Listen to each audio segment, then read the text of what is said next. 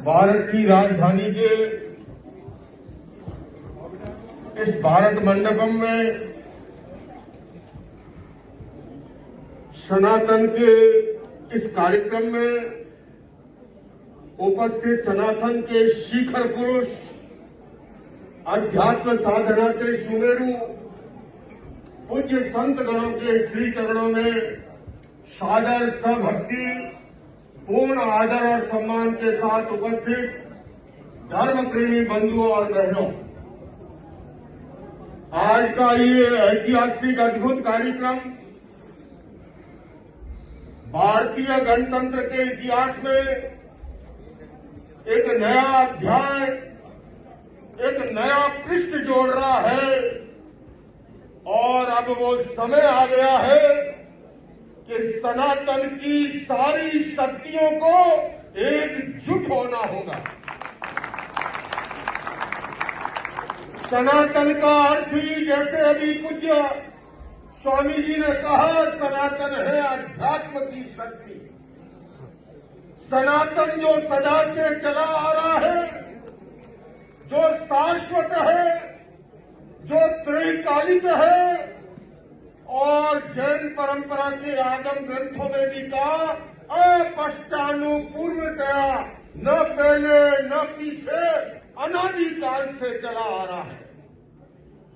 ये सनातन ही वैश्विक चुनौतियों का समाधान दे सकता है। अभी पूज्य महाराज श्री ने ग्लोबल वार्मिंग की बात कही, हिंसा और आतंक और युद्ध की बात कही,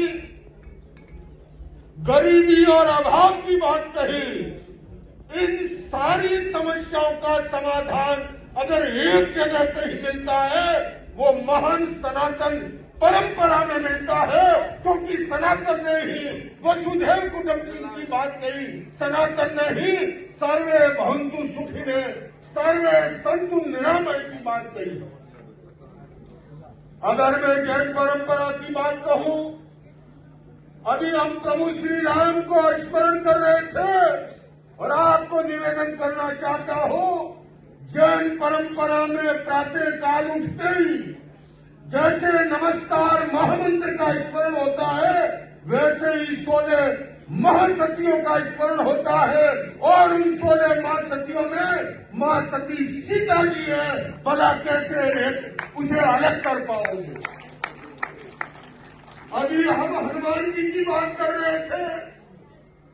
मैं आपको निवेदन करूं,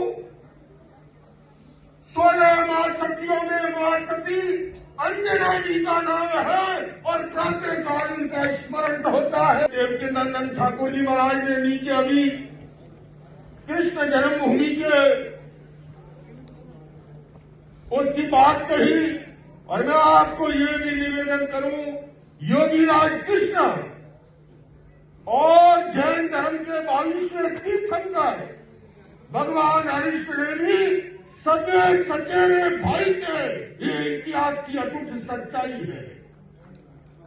अभी महाराज श्री ने साहिबजादों के बात कही और आपको निवेदन करूं, हमारी सनातन की एकता इतिहास में भी कैसे अटूट थी और आने वाले समय में भी इसे कोई तोड़ नहीं पाएगा। इतिहास में कैसे अटूट थी, जब साहिबजादों के दाह संस्कार का प्रसंग आया और खड़ी सोने की मोहरें जब बिछानी थी, तब टोडरमल जैन जी सबसे आगे आकर के खड़ी मोहरें बिछाई थी। ये परमजी संजीव चंदों की हाथ हिला करके उसकी सहमति व्यक्त कर रहे बंधुओं।